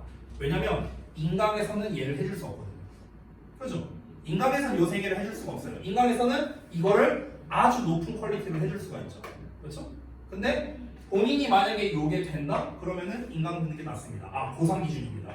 고3 기준. 정시 기준. 고3 정시 기준입니다. 고3 정시. 내신 아니고요. 고2 아닙니다. 어쨌든 간. 그러니까 어떤 학습 과정이든 이렇다는 거예요. 자, 그러면 한번 가보겠습니다. 우선 제가 그럼 1단계로 해야 되는 역할은 이제 이해죠, 이해. 그리고 암기입니다. 근데 암기 같은 경우도요, 좀 암기가 잘 되게 하는 어떤 설명이 있고, 그냥 막 설명하는 게 있어요. 그러니까 예를 들면 이런 게 있습니다. 제가 이제 여기서 예시를 보여줄 건데, 여러분 혹시 이거 요즘에 수업 시간에 가르치는지 모르겠는데, 그 부사의 순서 혹시 알아요, 여러분? 이런 거 배운 적 있나? 부사의 순서라고 해갖고 뭐 장방시다 뭐 이러면서 막 가르치는 경우 있어요. 혹시 이런 거 들어본 적 있어요? 장소, 방법, 시간 순서다. 없어요? 보통 이거 예전에 성문 영어 이런 거 보면 나와 있거든요. 그러면은 얘들아 부사를 쓸 때는 장방시 순으로 쓰는 거야. 장소, 방법, 시간 순이야. 이렇게. 이거는 뭡니까? 그냥 일반적인 설명한 거예요. 일반적인 설명. 근데 이렇게 설명하는 거랑 지금부터 설명하는 거랑 똑같은 얘기인데 여러분이 받아들이는 건 좀 다를 겁니다. 자, 한번 볼게요. 언어의 차이부터. 자, 우리가 지금 배우는 언어는요, 서구식 언어죠. 영어니까요. 우리는 동양식 언어고요. 실제로 우리가 이제 중국어는 어려우니까 논 외우치고요. 일본어라고 할게요. 우리가 처음에 일본에 가서 일본어를 하면은요, 딱 한 달만 지내면 회화가 가능합니다. 간단한 회화는 가능해요. 한 달만 지내면. 근데 반대로 여러분이 미국에 가서 한 달 생활하면요, 간단한 회화가 가능한가? 조금 힘들 겁니다. 근데 우리는 압도적으로 영어를 오랫동안 배웠잖아. 그렇죠? 그 이유가 뭘까요? 문화적 차이 때문에 그런 거거든요. 자, 그럼 한번 보겠습니다. 그 어떤 문화적 차이가 있는가? 여러 문화적 차이가 있겠죠. 가장 결정적인 거 한 개만 가져왔어요, 제가. 자, 우리 동양권은요, 시간과 장소를 한번 비교해 볼게요. 이 시간과 장소 중에 뭘 더 중시할까요? 동양권은 뭘 것 같아? 한번 맞춰봐. 우리 인터랙트 하기로 했잖아. 내신 대비 하는 거 아니잖아. 편하게 하자고. 시간과 장소 중에 뭘 더 중요시할 것 같아? 우리나라는? 채원아, 뭘 것 같아? 시간? 시간일 것 같아? 근호는 뭘 것 같아? 근호도 시간? 그래요? 다 시간인가? 채원이는 혹시? 채원이는 저희 혜원이는? 시간? 대부분 시간이네요. 어떻게 알았지? 맞아요. 시간이에요. 그럼 이유가 뭘까요? 서정아, 이유가 뭘 것 같아요? 왜 시간을 중요시 여기는 문화일 것 같아요? 잘 모르겠어요? 건우 혹시 알겠어요? 잘 모르겠어요? 경호 혹시 알겠어요? 잘 모르겠어요? 그럼 아까 대답한 사람들이 한번 말해보세요. 근우. 예상치 못한 답인데 그거는? 혜원이는 왜 시간일 것 같아요? 그냥 찍었어? 채원이는? 장? 아니야, 근데 일본 사람들도 그러냐 혹시? 일본 사람도 빨리빨리 이러냐? 일본 사람들은 안 그런 걸로 알고 있는데. 자, 우리나라라고 해서 헷갈렸구나. 동양권. 자, 뭐냐면요, 이유는 간단합니다. 농업 문명이어서 그래요. 농업 문명. 동양권은요, 예로부터 농업 문명이 발달을 했죠. 그렇죠? 농사짓고 쌀 농사짓고 이런 식으로 했으니까. 그래서 이 농업 문명이 중요하니까 시기가 중요하거든요. 시기가. 언제 이제 이 씨를 뿌리고, 그러니까 언제 모내기를 하고, 언제 이제 수확을 하고, 이 시기가 되게 중요하잖아요. 그렇죠? 그래서 그 시기가 중요하니까 세종 때 이런 게 나온 거 아닙니까? 해시계니, 물시계니, 농사직설이니 이런 게 왜 나온 겁니까? 시간이 중요하니까 나온 겁니다. 됐어요? 자, 그러면 반대로 서양은 어떻게 했습니까? 당연히. 장소가 중요하겠죠. 그럼 얘네는 왜 장소가 중요할까요? 상업 문명이었어요. 상업 문명. 됐어? 그러니까 동양권은요, 이제 농업 문명이 발달한 반면에 서양권은요, 상업 문명이 발달했거든. 여러분 혹시 그거 아십니까? 대문자 A에 혹시 기원 아세요? 기원이 뭔지 알아요? 원래 이런 모양이었어요. 이걸 이렇게 뒤집어 보세요. A가 나오죠. 그렇죠? 이 모양이 뭔지 알아요? 머리예요. 여기에서 기원한 거거든요. 그러니까 영어라는 언어의 이제 기원은 이제 라틴어에서 가는데, 라틴어에서 더 이제 멀리 이제 가면은요, 이제 상형 문자라고 하잖아, 우리가. 그 상형 문자에서 이제 출발해서 뻗어져 나온 게 지금 현대의 영어가 되는 거거든. 그러면은 이 소 머리 그림을 왜 그린 줄 알아요? 언어의 출발이 뭐였는 줄 알아요? 영어라는 언어의 출발? 거래였어요. 거래. 옛날에 선사시대 때를 한번 생각해봐. 그때는요, 말은 있을지언정 글은 존재하지 않았거든요. 근데 예를 들어서 옆에 있는 어떤 놈이 내 소 한 마리 빌려갔어. 근데 증거가 있어야 될 거 아니야. 예를 들어서 얘가 나중에 발뺌할 수도 있잖아. 야, 너 소 나한테 빌려간 거 가져와 했는데 이거 무슨 소로 빌려줬어? 이렇게 나오면 어쩔 거야. 증거가 있어야겠죠. 그래서 뭐가 필요하냐? 장부가 필요해요. 거래 장부가 필요합니다. 근데 그때 뭐 펜이 있습니까? 종이가 있습니까? 뭐가 있습니까? 아무것도 없죠. 그래서 어떻게 합니까? 벽에다가 그림을 그리는 겁니다. 이렇게 소대가. 그래서 벽화를 그립니다. 벽화. 옆집에 있는 놈이 소 한 마리 빌려가 막 이런 식으로 이제 벽화를 그리는 거예요. 됐어? 여기에서 출발하더라고. 언어의 발달, 정확히는 영어라는 언어의 발달은요, 거래에서 출발한 거예요. 됐어요? 서구권의 언어는요, 방금 말했다시피 거래를 기반으로 발달했고요. 거래에서 중요한 건 뭡니까? 장소죠, 장소. 아니 내가 똑같은 아이스크림을 판매해도요, 여기 앞에 있는 편의점에서 파는 거, 그 건너편에 있는 아이스크림 전문점 가게에서 파는 거, 에버랜드에서 사는 아이스크림 다 똑같은 아이스크림이어도 가격이 다릅니다. 왜? 장소가 달라지니까. 됐어요?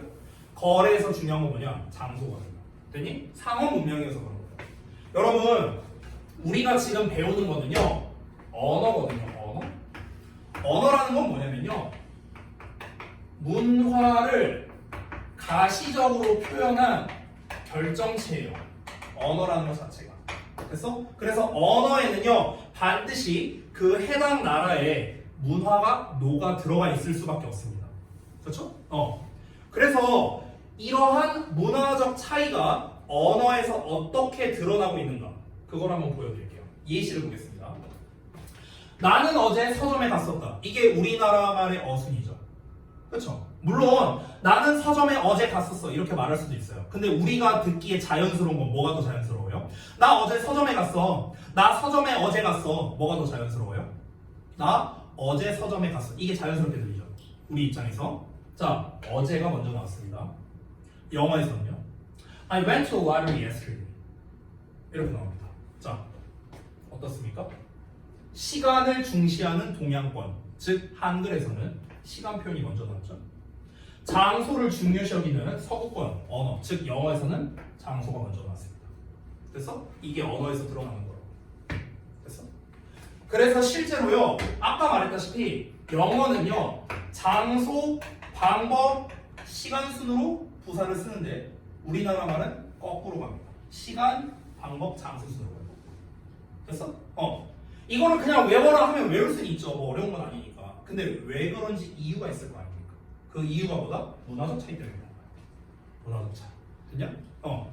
그게 영어라는 언어, 이 언어에 드러나게 되는 거고, 이 언어가 이제 고착화되면서 이걸 우리가 규칙으로 정하자 한 게 문법이 되는 거지.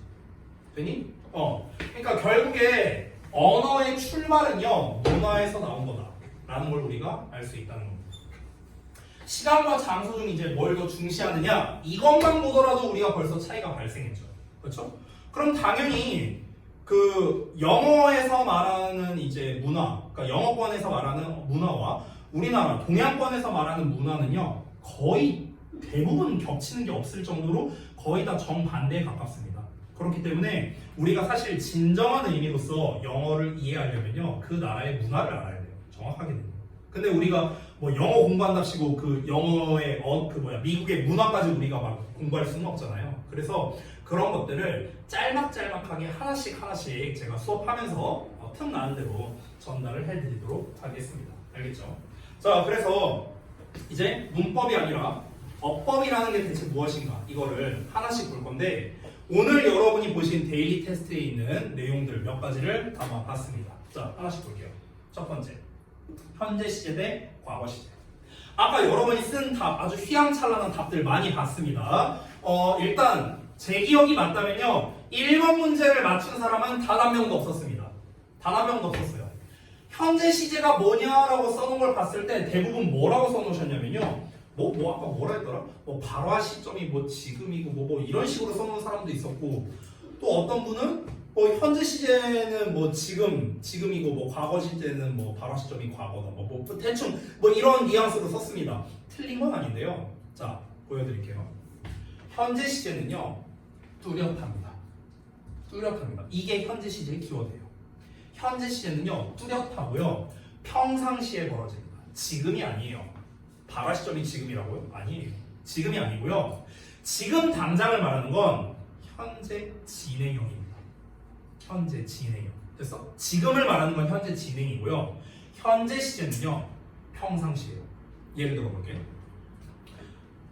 현석 아침에 몇 시에 일어나요? 이제 방학했으니까. 보통 몇 시에 일어나? 네가 몇 시에 일어나는지 몰라요? 8시. 되게 일찍 일어나네? 8시 반에 일어난다고? 방학인데? 그래? 그렇게 일찍 일어나요? 나는 방학 때 밤 8시 반에 일어나 본 적은 있는데 아침 8시 반에 일어난 적이 없는데. 그렇군요. 자, 그럼 봐봐. 방금 전에 현서가 아침에 8시 반에 일어난다고 했어요. 언제요? 언제 8시 반에 일어난다고요? 언제? 평소에. 됐어? 평소에. 이게 뭡니까? 이게 현재 시제예요. 됐어? 현재 시제는 뭐라고요? 평상시입니다. 평상시. 여러분 근데 이 평상시라는 말에는요 어떤 의미가 숨어져 있냐면요 평상시라는 말에는요 되도록이면 변화가 없는 걸 말합니다. 특별한 일이 있지 않은 이상은 변화가 없는 거죠. 그렇죠? 내가 보통 한 8시 반쯤에 일어나 이렇게 말하면요 8시 20분에서 40분 사이에 그 언저리에 일어난다는 거잖아. 그렇잖아. 정말 특별한 일이 있다면 갑자기 막 새벽 6시에 일어날 수도 있고 아니면은 아침 10시에 일어날 수도 있습니다. 근데 가장 일반적으로 가장 높은 빈도로 일어나는 건 8시 반이라는 거잖아. 그렇죠? 특별한 일이 있지 않는 이상 변화가 없다라는 겁니다. 얘들아 변화가 없다라는 거는요 굉장히 뚜렷하다라고도 볼 수 있는 거예요. 왜? 변화가 없으니까. 이랬다 저랬다 하지 않잖아. 딱 뚜렷하다는 거죠. 명백하다는 겁니다. 명백하다는 거는요 우리가 또 어떻게 볼 수 있냐면요 굉장히 단호하다고도 볼 수 있어요. 난 변화가 없어. 딱 이래. 그래서 현재 시제의 뉘앙스가 어떠냐면요 실제로 가변성이 좀 떨어지고요. 가변성이 잘 없고요. 뚜렷하고 명백하고 단호합니다. 이게 현재 시제의 말투예요. 됐어요? 그래서 여러분 여기서 한 가지 독해와 연결해서 팁을 줄게요. 첫 문장에 우리가 독해 지문을 읽잖아. 첫 문장에 현재 시제가 나온다. 그럼 이거는요 이제 물론 단어에 따라 다르겠지만 대부분 그 현재 시제가 나온 첫 문장이 주제인 경우가 많습니다. 왜? 단호하게 전달하는 거거든. 명백하게 전달하는 거거든. 됐어요? 이런 걸 알면은 우리가 좀 글을 바라보는 시선이 달라지겠죠? 예를 볼게요. The quantitative arena is by its very nature difficult, unpredictable, and uncontrollable. 이렇게 나와 있어요.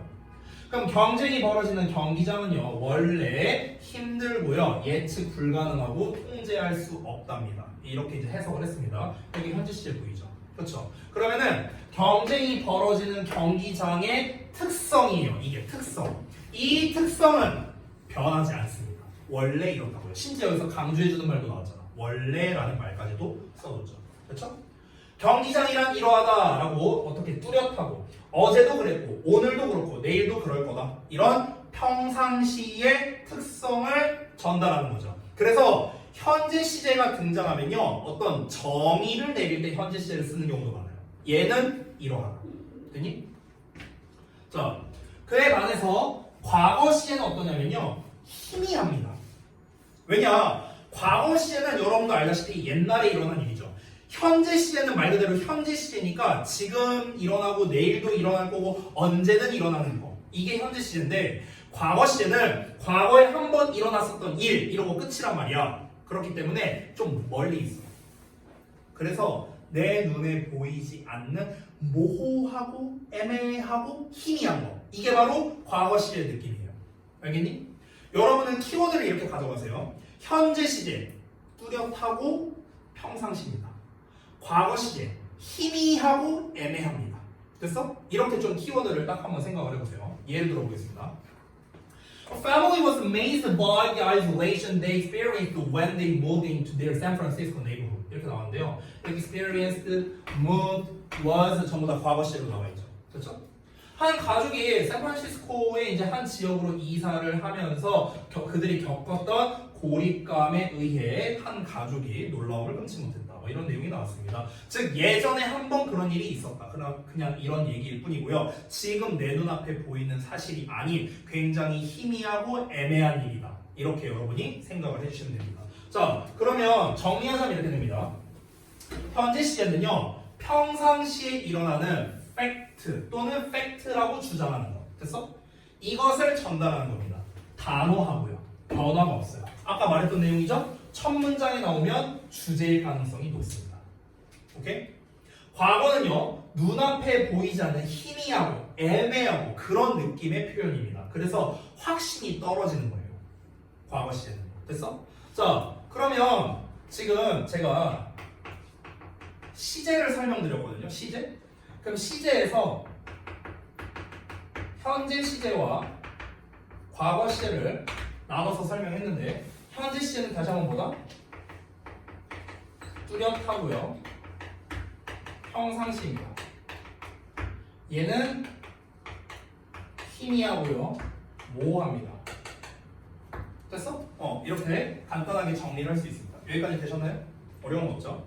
자, 우리가 보통 시제를 배우고 나면요, 그 다음 단계에서 뭘 배우냐면요, 원래는 조동사를 배웁니다. 조동사를 배우고 난 다음에 뭘 배우냐면요, 가정법을 배우거든요. 그래서 1, 2, 3번 제가 냈던 개념 문제가 시제, 조동사, 가정법 순서예요. 됐어? 왜냐면요, 여러분, 우리가 가정법을 제대로 이해하려면요, 조동사를 알아야 됩니다. 조동사를 제대로 이해하려면요, 시제를 알아야 돼요. 그래서 우리가 실제로 문법책을 보면은요, 요 순서로 나와 있어요. 일반적으로 시제가 2단원, 조동사가 3단원, 가정법이 11단원에 나와 있거든요. 일반적인 문법책을 보면요. 그 이유가 뭐냐? 얘를 알아야 얘를 알 수 있고, 얘를 알아야 얘를 알 수 있기 때문에 그런 거예요. 얘는 단계가 있어요. 됐니? 자, 그럼 시제까지 봤고요. 요건 이제 자타동사인가 잠깐 넘어가고 조동사를 볼게요. 자, 여기다 제가 결론을 써놨는데요. 잠깐 보겠습니다. 조동사의 현재형이 있고 조동사의 과거형이 있습니다. 그러면은 이거의 차이가 무엇이냐? 제가 2번 문제에 냈었죠. 조동사의 현재형은 현재 시제에 쓴다. 조동사의 과거형은 과거 시제에 쓴다. 아닙니다. 아닙니다. 왜 아니냐? 그걸 한번 증명해 볼게요. 자, 여러분. 무슨 뜻이에요? 뭐뭐 해야 한다. 이 should의 시제가 뭘까요? 얘는 시제가 뭐예요? 잘 몰라요? should의 시제? should 과거 시제예요. 과거 시제. 얘 현재형이 뭐예요? 몰라요? 아유 뭐야 이씨 대답을 너무 안 해. 안 해 이럴 거면. 에이. should의 현재형이 뭐예요? 그래. 어떻게 알았어? 야, 씨 똑똑하네. 쉘이야, 쉘. 됐어? 이게 현재형이야. 됐냐? 그러면 여러분, should라는 표현을 니네 과거 시제에서만 쓰세요? 아니잖아. 우리 어떻게 해석했어? 뭐뭐, 해요, 한다. 이거 현재 아니야? 근데 이거 과거 시제인데? 어떻게 된 거야? 이건 어떻게 설명할 건데? 내가 애들한테 또 물어보는 거 있어. can이 뭐냐? 뭐뭐 할 수 있다. 다 할 수 있어요. can의 과거형이 뭐야? could요. 다 알아. could 어떻게 해석해? 뭐뭐 할 수 있었다요. 옳지 잘했어. 자, will 뭐야? 미래 시제예요. 참고로 말하는데 미래 시제 아니에요. 일단 넘어갈게요. 미래 시제예요. 그래 맞아. 해석 어떻게 해? 뭐뭐 할 것이다요. 잘했어. 얘는 그럼 과거형이 뭐야? would요. would 어떻게 해석해? 이러고 있어요. 질문할게요. 우도 어떻게 해석해요? 우도 어떻게 해석해요? 자, 지금 여러분 표정이 어땠는 줄 알아요? 방금 내가 거랑 똑같았어요. 많이 봤는데 이것도 따로 해석하라니까 되게 애매하네. 이렇게 되는 거야. 그죠? 여러분 지금까지 배웠던 조동사는요 다 그냥 버리세요. 여러분이 배웠던 거. 그럼 내가 마지막 질문 하나만 더 할게요. can의 과거형 could, will의 과거형 would, 그리고 may의 과거형 might 막 이렇게 있죠. 그럼 내가 질문 하나 하겠습니다. must의 과거형은 뭐예요? 아니요, 그건 have의 과거형이죠. must의 과거형을 물어봤어요, 저는. 야씨, 그렇게 따지면은 저기 뭐냐, 저기 뭐야, can의 과거형도 왜 was able라고 쓰지 그러면은? 아니잖아. could라고 썼잖아. must의 과거형은 뭘까요? 맞춰보세요. must의 과거형 맞추면요 내가 수업 지금 끝내줄게. 잘 몰라요? 답을 공개하겠습니다. must의 과거형은 없어요. 못 맞출지 않았어. must의 과거형 없어요. 그럼 질문할게요. must는 왜 과거형이 없을까요? 왜 과거형이 없을까? 현서, 너 혼자 또 이렇게 붕어마냥 얘기하지 말고 must는 왜 과거형이 없을까? 뭐라고?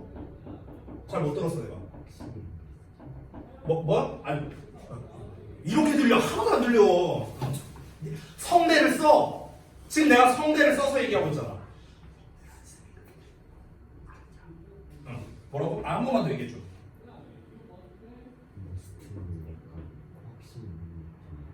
확신이 있는 느낌이니까 어떻게 알았지? 답이에요. 정답이에요. 봐봐. 자, 하나씩 한번 해봅시다.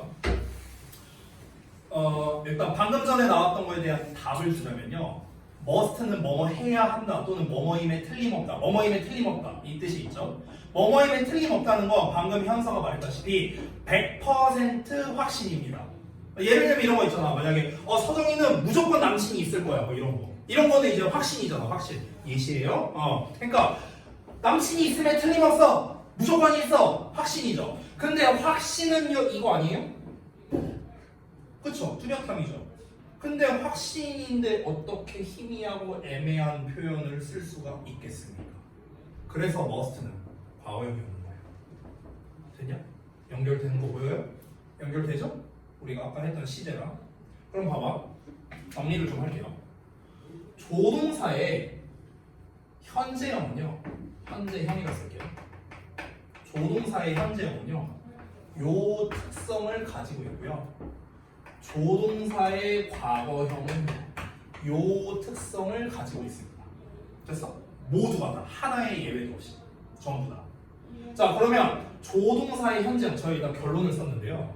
조동사의 현재형은요 추측을 의미한다 이렇게 써놨고요. 조동사의 과거형은요 가정을 의미한다 이렇게 써놨거든요. 이게 결론이거든요. 왜 이런 일이 벌어질지 말해줄게요. 추측이라는 거, 이 추측이란 말이 뭐냐면요. 가능성이 있는 걸 말하는 거예요. 가능성이 있어요. 얘는.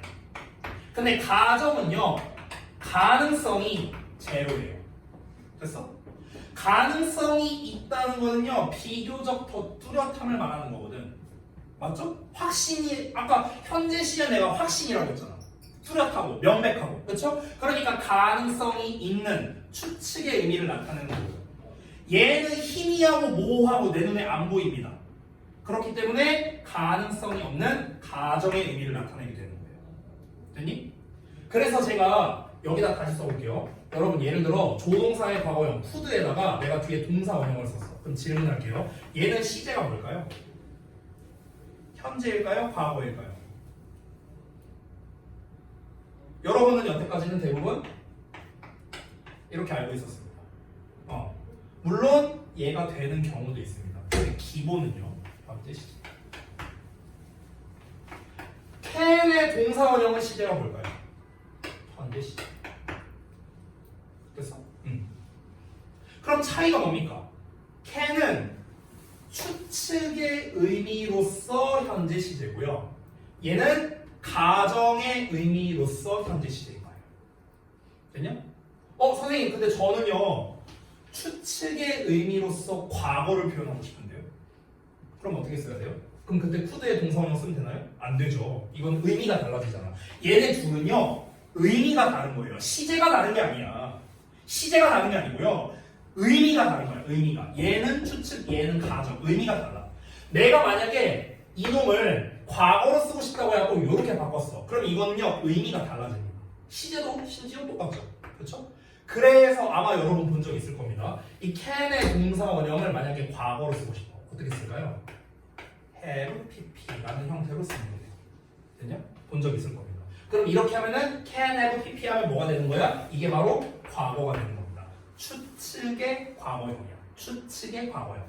그럼 내가 아까 쓴 것처럼 could의 동사 원형은 뭐예요? 가정의 현재형.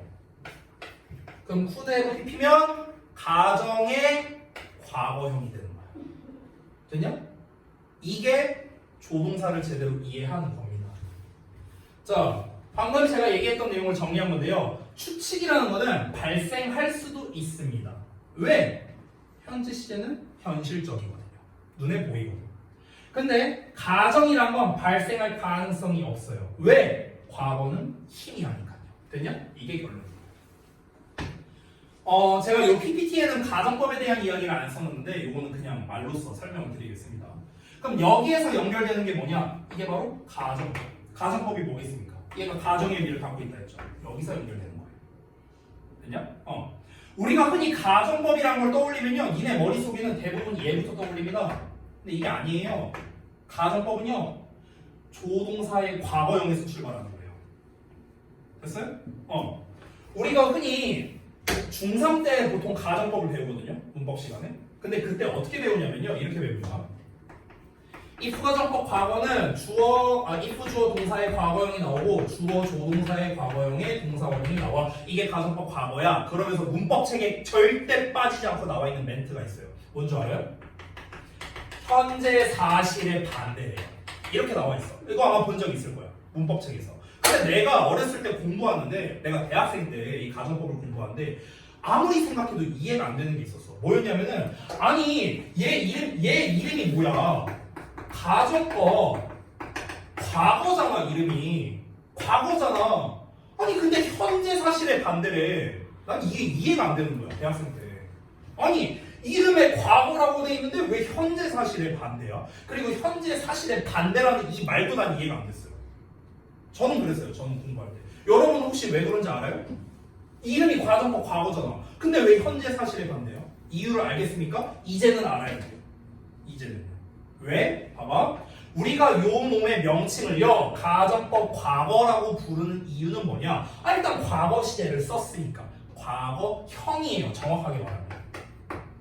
정확한 명칭은 가정법 과거형, 형태라는 말이에요. 형태. 그래서 과거를 썼잖아. 일단 형태는. 그렇죠? 근데 아까 말했죠 내가. 조동사의 과거에 동사원형, 즉 조동사 뒤에 동사원형 나왔네. 이거 무슨 시제라고 했죠? 현재 시제라고 했죠. 그렇죠? 생긴 건 과거거든요. 근데 시제는 뭐라고요? 현재 시제. 그래서 현재 사실의 반대다. 이렇게 나옵니다. 됐냐? 다 이게 연결되는 거고. 근데 우리는 이런 사실을 아무도 모른 채로 그냥 외운 거죠. 가정법 과거, if 주어 어쩌고 저쩌고 뭐 현재 사실에 반대, 뭐 가정법 과거 완료, if 주어 헤드 PP의 주어 조동사 과거 해본 PP 과거 사실에 반대. 그냥 암기한 거야, 암기한 거. 그러니까 우리가 맨날 가정법을 그렇게 봐도 맨날 헷갈리는 이유가 이해를 못해서 그런 거예요. 이걸로. 됐어요? 이게 가정법에 숨겨져 있는 비밀이었어요. 됐니? 그래서 정리하자면 이겁니다. 조동사 뒤에 동사 원형 쓰면요 현재 시제고요. 조동사 뒤에 have pp를 쓰면은 과거 시제입니다. 됐니? 근데 이건 참고로 말씀드리면요 추측과 가정의 의미일 때만입니다. 조동사가 추측과 가정의 의미만 있는 게 아니잖아. 예를 들면 can 같은 경우는 추측성의 의미로서 뭐뭐 할 수도 있다 이런 의미가 있지만 우리가 능력의 의미로서 뭐뭐 할 수 있다, 뭐 허가의 의미로서 뭐뭐 해도 된다 이런 뜻도 있잖아요. 그렇잖아. 그러니까 능력이나 허가일 때는 우리가 과거형을 푸드로 써요. 이때는. 근데 추측성의 의미일 때. 그러니까 추측과 가정은요 조동사의 약간 시그니처라고 보시면 돼요. 그러니까 모든 조동사의 능력의 의미가 있지는 않죠. 그렇죠. can만 가지고 있는 거잖아. 이거는요. 근데 모든 조동사에는 추측의 의미가 있어요. 모든 조동사, will도 있고, can도 있고, may도 있고 다 갖고 있습니다. 모든 조동사의 과거형에는요 가정의 의미가 있습니다. 그렇기 때문에 당연히 얘네를 기준으로 제가 설명을 한 거예요. 됐니? 자, 그러면 우리가 이제 가정법이라는 걸 볼 때는요 어떻게 접근을 해야 되는가? 가정법의 형태 있죠. 뭐 if 주어, 과거동사 어쩌고 있죠. 이거는요 순전히 영작을 위해서 여러분이 외워야 되는 암기 사항입니다. 근데 보통 가정법이 이게 약간 주역보 특인 것 같은데 주역보가요 가정법을 별로 안 좋아해요. 왜냐면 가정법을 기반으로 시험 문제 낸 걸 일단은 저는 못 봤습니다. 못 봤고 근데 뭐 이건 혹시 모르니까 우리가 형태를 외우고 있어야 되는 건 맞아요. 근데 그거랑 별개로 우리가 독해를 보잖아요. 독해를 하는데 만약에 가정법이 등장했어요. 그러면은 그 가정법 문장을 보자마자 여러분은 뭐라고 생각해야 되는가? 이 일은 실제로 안 벌어졌어. 이걸 먼저 생각할 줄 알아야 돼. 됐냐? 그러니까 만약에 조동사의 과거에 동사원형이 나왔어. 그럼 우리 머릿속에는 제일 먼저 떠올라야 되는 게 지금 이 일은 안 벌어졌어. 조동사의 과거에 have pp 나왔어. 예를 들어 would have pp 이렇게 나왔어. 그럼 우리는 뭘 떠올려야 돼? 옛날에는 이 일이 안 벌어졌어. 됐냐? 이게 제일 먼저 떠올라야 되는 거야. 우리 여러분 기억하실래나? 7과에 우리 교과서 7과 할 때 그 라이언 라이츠 내용 기억나죠? 그 지문에서 초반 내용에 뭐가 나와 있냐면요. 내가 문장을 까먹었는데 뭐 another problem 뭐 would 어쩌고 이렇게 나온 문장이 있거든요. 죄송해요. 한번 보여줄게요. 거기에서 나와 있는 게 있는데 잠깐만요. 내가 지금 설명하다 보니까 갑자기 생각나서 잠깐만요. 그 7과 원문이 여기 있다. 우리가 지난 2학기 중간고사 때 했던 건데 어디 보자. 여기 초반부에 어디 있었는데? 아 여기 있다. 요 문장이에요, 요 문장. 잠깐만요. 여기 있다. 자, 요겁니다, 요거. 요건데요. 이게 우리 실제로 교과서를 했던 내용. 이거 기억나죠? 기억나시죠? 봐봐. 여기 보여요? 여기 보여? 오늘 have a brought 보여요? 이거 뭐예요? 가정법이에요. 가정법이에요, 가정법. 여기 if 있어요, 이 문장에? 없죠. if랑 상관없다고요. 조동사의 과거 have pp 나왔어. 우리 뭐 생각해야 된다고? 아, 옛날에는 이 일이 안 벌어졌구나. 됐냐? 여기서 대시라고 나왔죠. 이 대시 뭐였는지 혹시 기억나세요? 사자를 죽이는 일입니다. 사자를 죽이는 일. 사자를 죽이는 일이 또 다른 문제를 불러 일으켰을 것이다. 이렇게 해석을 하잖아. 우리가 직독직해 할 때는. 근데 이게 중요한 게 아니야. 중요한 건 뭐야? 아, 사자를 죽이는 일이 또 다른 문제를 예전에 불러 일으키지 않았구나. 왜? 사자를 안 죽였으니까. 됐어? 이거라고요. 이걸 먼저 떠올려야 된다고. 이게 가정법을 해석하는 방법이에요. 됐냐? 독해할 때 우리가 보는 시선이 달라진다고요. 됐냐? 나머지 뒤에 보면은요, 현지시 나왔죠. 여기 현지시 나왔죠. 여기서 현지시를 쓴 이유는 뭡니까? 평상시니까. 평상시. 변하지 않는 어떤 뚜렷하고 명백한 사실이니까. 사자는요, 그 케냐에서 탑 명물이고요. 그리고 법에 의해서 보호를 받고 있어요. 이건 뭡니까? 명백한 사실 전달이죠. 그래서 현지시에 쓴 거라고. 됐냐?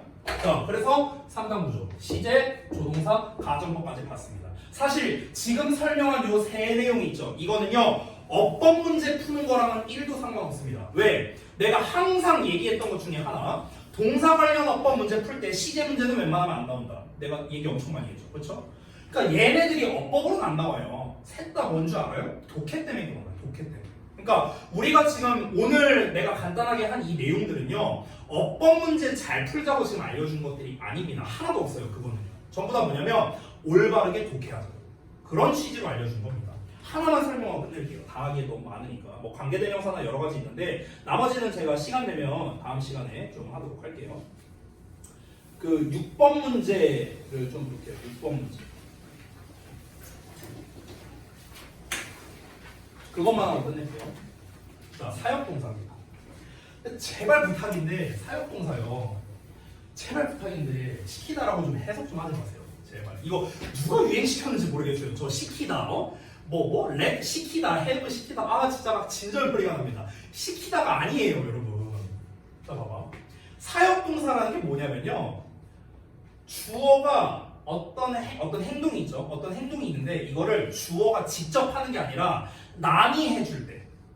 남이 해주는 거. 이게 사역동사예요. 됐어? 어떤 행동을 내가 하는 게 아니고요. 남이 해주는 거. 이게 사역동사인데요. 자, 오늘 나왔던 문제죠. 나는 어제 머리를 잘랐다. 영어로 Oh, I cut my hair yesterday. 잘했어요. 네, 아닙니다. 이거 아니에요.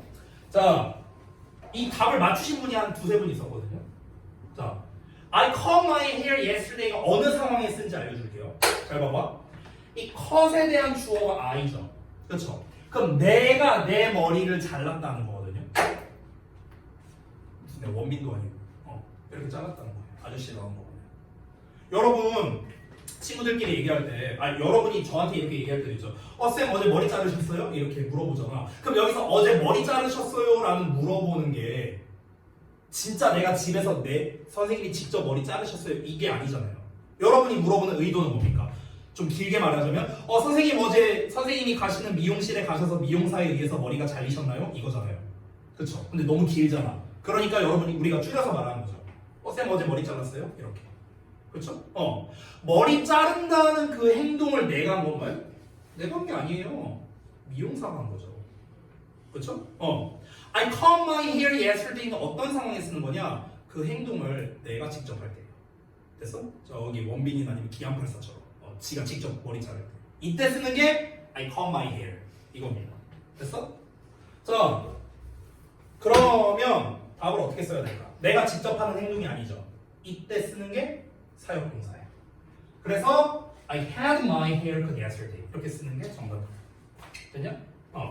그럼 이걸 해석하면은요 또 이렇게 해석하고 앉았어. 나는 내 머리가 어제 잘리게 시켰다. 또 이러고 앉았다고요. 이게 아니야. 제발 시켰다가 아니고요. 나는 내 머리가 어제 잘리게 했다예요. 직역을 하면요. 직역을 하자면 내 머리가 잘려지게 했다. 누구에 의해서? 미용사에 의해서. 근데 굳이 미용사에 의해서 이 말을 쓸 필요가 없죠. 왜? 우리도 안 하잖아. 쌤 어제 미용사에 의해서 머리가 잘리셨어요? 이러지 않잖아 우리도. 그렇잖아. 똑같은 겁니다. 아니 굳이 그 얘기를 안 해도 당연히 미용사가 잘라줬겠죠. 그죠? 그러니까 생략을 하는 거죠. 그렇기 때문에 이 사역동사라는 개념은요. 다시 한번 말합니다. 내가 행동을 직접 하는 게 아니라 남이 해줄 때요. 남이 해줄 때. 예를 들면 이런 것도 마찬가지예요. 예를 들어서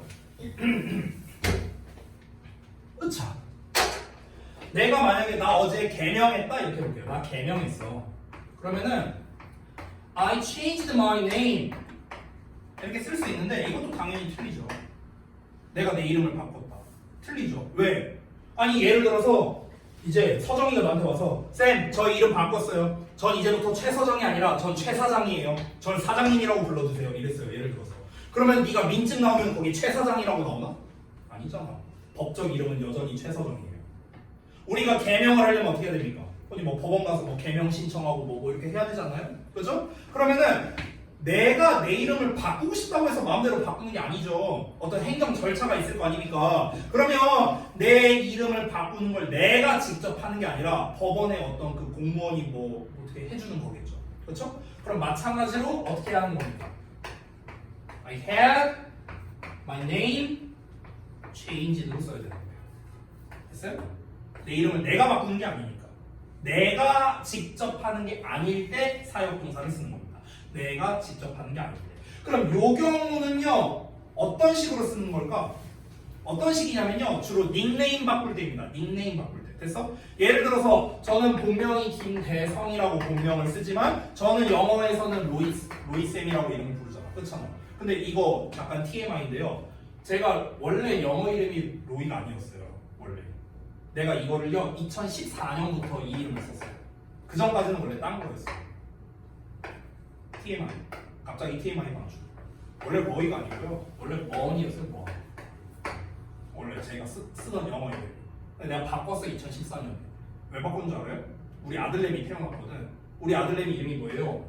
로운이잖아. 내 영어 이름을 불려준 거예요. 이걸 늘려갖고. 그래서 내 이름을 얘한테 줬다라는 의미로서 내가 로운이라고 이름을 지은 거. 내가 지은 거거든요. 이름을. 그래서 실제로 어떤 친구가 한번 물어봤어요. 그럼 쌤 만약에 둘째 나오면 둘째 이름 로이로 지을 거냐고. 네, 저 로이로 지을 거예요. 둘째 나올 일은 없지만. 네, 어쨌든. 네, 아니 그냥 쓸데없는 얘기했어요. 어쨌든. 그럼 내가 만약에 런에서 로이로 이름을 바꿨어. 이거는 뭡니까? 이거 뭐 개명 신청 안 해도 되잖아요. 내가 알아서 바꾸면 되는 겁니다. 되는 거 아닙니까? 그렇죠? 이때는 I changed my name. 이게 먹히는 거죠. 왜? 내가 직접 한 거니까. 됐냐? 이게 바로 일반적인 동사를 쓰는 것과 사역 동사를 쓰는 것의 차이점입니다. 알겠죠? 시키다라고 해석 좀 하지 마시고요. 남이 뭔가를 해준다. 이렇게 생각을 하시면 됩니다. 자, 그러니까 오늘 이제 그 데일리에 나왔던 걸 제가 전부 다 이제 해결을 하지는 못했지만 대체적인 것들은 이제 한 반 정도 대충 어느 정도 봤죠. 근데 아마 제가 설명한 것 중에서 여러분이 기존에 알고 계셨던 내용은 아마 거의 아마 반도 안 될 겁니다. 그러니까 어법이라는 거는 언제나 이렇게 다 나름의 인과가 있어요. 그러니까 그걸 위주로 잘 설명을 해드릴 테니까 잘 앞으로 들으시면 되겠고 이거 같이 좀 드릴게요. 자, 수업이 이제 좀 지났기 때문에 숙제를 말씀드리고 좀 마치도록 하겠습니다. 일단 책진도를 나간 거는 아니기 때문에 일단 제가 오늘은 뭐 숙제를 막 그렇게 빡빡하게 내주진 않을게요. 그냥 간단한 숙제 정도, 뭐 문제 풀고 뭐 이런 거, 요 정도만 간단하게 숙제를 좀 내드리도록 하겠습니다. 135쪽부터네요. 잠깐만요. 오늘이 1월 3일이죠?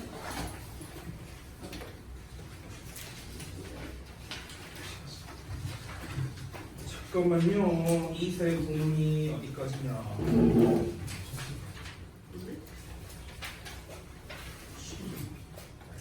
분량이 별로 안 되네요. 143쪽까지 하면 되겠다.